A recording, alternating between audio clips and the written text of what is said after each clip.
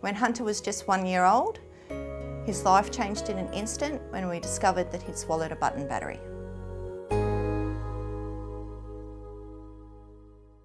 This is the sort of battery that we mean by button battery. This is the culprit, and this is exactly the sort of battery that was removed in Hunter's case. As you can see, it's one of the slightly larger ones. It's about 2 centimetres in diameter. The little ones can pass through you, but these ones are just large enough for a child to swallow, but can get lodged somewhere in your system. So it was a normal day, and I put Hunter down for a sleep. When he woke up, I pulled him out of the cot, put him on the floor, and went and got a bottle for him. And when I came back, he was coughing and spluttering. So I picked him up and patted him on the back, and he seemed all right. I had a flu, pretty bad flu at the time, so we thought maybe it might be the flu. He just kept coughing, but then he'd stop and he'd play, so I thought, we'll take him up to the doctors. Took him up to the doctors, and they couldn't get him in, so they said, just wait here and we'll see what he's like. And we had booked him in just in case the next day for a checkup. Overnight, he was pretty happy, but every time you'd lie him down for a sleep, he'd just start screaming. And by the morning, I said, look, there's something wrong to Jason. And I said, we've got to do something. So we took him back up to the doctors, and they said, seems all right, but take him to the hospital just to be sure. Sent us up to the hospital, and we waited, and they did his obs and stuck on some sort of machine, and his blood pressure, everything was through the roof. So we were starting to get a bit worried then and didn't know what to do. And they admitted him, and they said, it looks like he might have swallowed something. The x-ray come back and they said, it's a 10-cent piece. They said, we'll send him down to the Children's Hospital and they'll get it out. Then when we were in the ambulance, the doctors rang up and said, you need to rush him.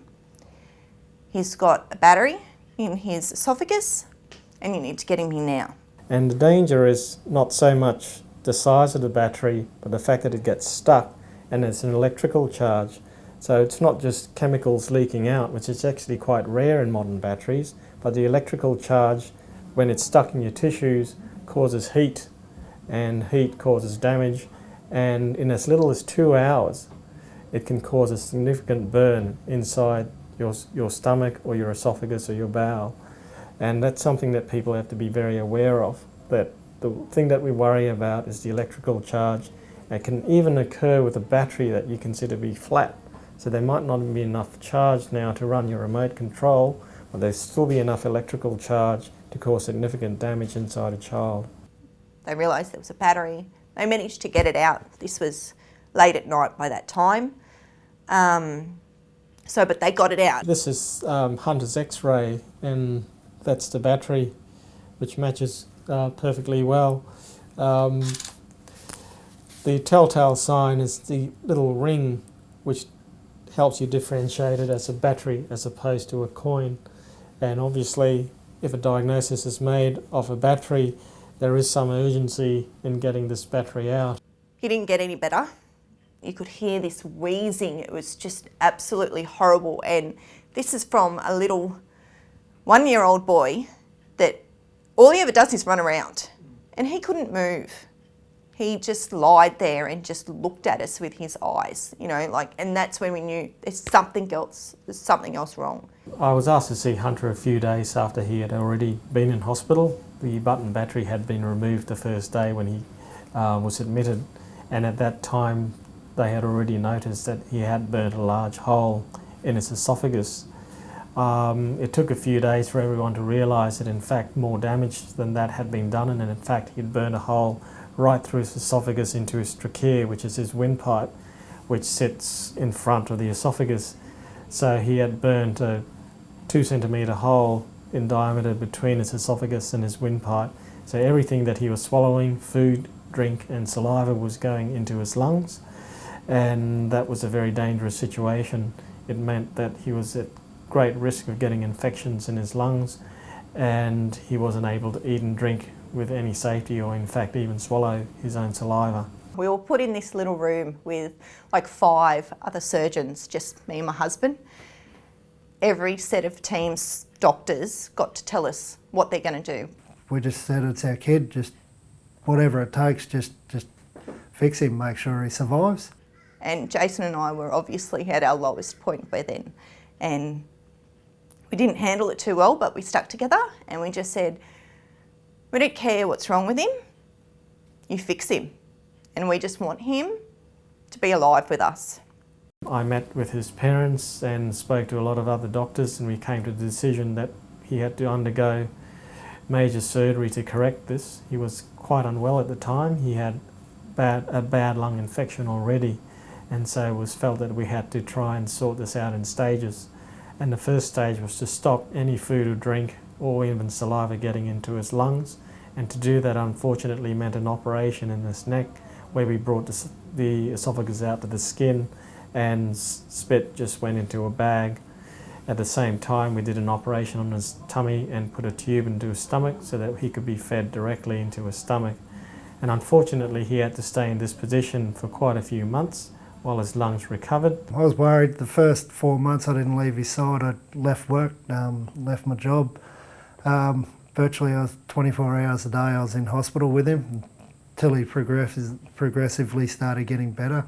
Then my wife and I started taking turns. We got a lazy boy recliner, so he basically lived in my arms and we lived on that chair. Once he was recovered well enough, we had to go through the second stage of the operation, which was to actually repair the hole in his esophagus and in his trachea.